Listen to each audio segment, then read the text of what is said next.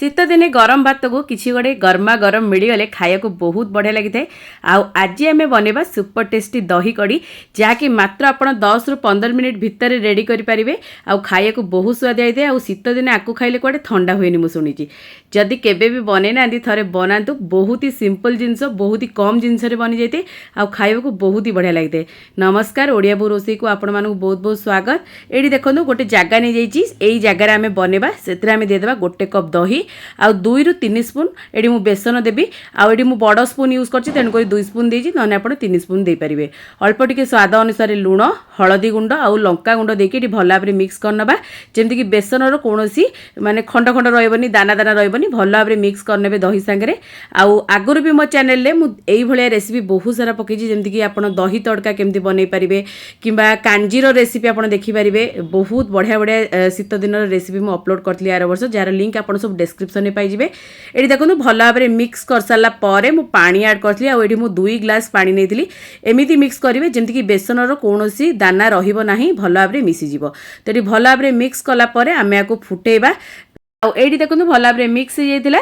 तो ये चलते आम चूल्हा पर बसई ना भल भाव फुटेबा बेसी समय फुटे पड़ोनी 5 रु 7 मिनिट आप मीडियम फ्लेम रे फुटे नि बहुत भल भाव फुटीज आ कलर चेंज हो देखो ये बढ़िया भाव फुटी आसला आउ 2 मिनिट खंडे मु फुटेबी टिके पानी जेमती मरीज टे गाढ़ा हो से भाई आप फुटे नि जमती कि आमर बेसनटा सीझब न सीझिले ना जमा भल लगे बेसन सीझा दरकार।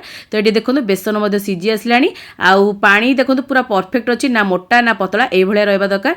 तापर कड़े को गरम करवा सोरिष तेल को देकी गरम करवा पंचु फुटण दबा सुखिला लंका दबा पियाज को देकी भल भाव पियाज को ये ट्रांसपेरेंट है पर्यंत टिके भाजवा जमी पिंक कलर टाइप टिके हो पर्यंत भाजतु।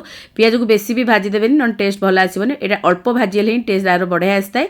तापर टिके मु हेंगु दे देछि हेंगु द्वारा आर बास्ना बहुत बढ़ी जाए निहाती देबे। हेंगु देकी भाजिला परे बेस समय लागबनी 1 रु 2 मिनिट रे आमर पियाज देखुन ये बढ़िया भाव रेडी हो आसलानी। एबे आमे छेचा होइतबा रसुण को किछि दे देबा टिके भूसम पत्र देबा आउ अल्प टिके कंचा लंका को एमती भांगी देदेबा बहुत बढ़िया बास्ना आसीबो। एथिरे रसुण आउ भूसम पत्र कंचा लंकार बास्नाटा भी बहुत बढ़िया देइथाय। तो निहाती भाबे पकेबे जदि आपण पियाज रसुण खाउ नांती ताहले आपण सब जिंस पके करि परिबे केवल आपण पियाज रसुण को स्किप कर देबे। तो एठी भलो भाबरे मिक्स करनबा देखो एठी टिके भाजी आसलानी एई भलिया बा दरकार। तापर आमे जो फुटेकी रखथिले कड़ी को एठी ऐड करनबा बहुत बढ़िया बास्ना आसीबो। स्टेज रे भलो भाबरे मिक्स करनबा आउ सबले मन रखिबे जेतेबेले भी आपण दही कड़ी बनाउछन गोटे दिन पूर्वर दही ने टिके जमी खटा खटा लगुव दहीटा तो खाइबा को बहुत भल लगे। फ्रेश दही रे एते बढ़िया न लगी पारे टिके खटा दही ही एटा बढ़िया लगे। आउ 5 मिनिट पई एटी लो टू मीडियम फ्लेम रे मु फुटिया को रखी नै जी आ अल्प टिके मु एटी दे देजी टिके ना को धनिया पत्र जति गोटे बढ़िया बास्ना आसीबो धनिया पत्र आउ भूसम पत्र मिसी गले जो बास्ना से बढ़िया लगी थाए। 5 मिनिट फुटिला पर एटी देखो हमर कड़ी पूरा रेडी ना पतला ना मोटा है एई भलिया रखिबे कारण एटा आगु जाकी भी टिके बसी जाय थाए। देखो केते सुंदर बनची गरमा गरम भात संगे पके खाइबे बहुत बढ़िया लगिवो। आउ आकु खाइला माने आपन कौन साइड आइटम भी दरकार पड़ियोनी एते बढ़िया लगी थाए। केमती लागिला छोट रेसिपीटी निहाती कमेंट माध्यम रे जणाइबे भल लागिथिले लाइक करिवे शेयर करिवे चैनल ले नथिले सब्सक्राइब करनेबे फेसबुक पेज रे देखुथिले वीडियोटी को निहाती बे लाइक शेयर करिवे आपन को मतामत को शेयर करिवे पेज को फॉलो करिया को जमाई भूलिबेनी हमर इंस्टाग्राम पेज को मध्ये फॉलो करनेबे। आ जदि किछि नुवा रेसिपी देखियो चाहउछन्ती कमेंट माध्यम रे जणाइबे मु निश्चित आने चेष्टा करिवि।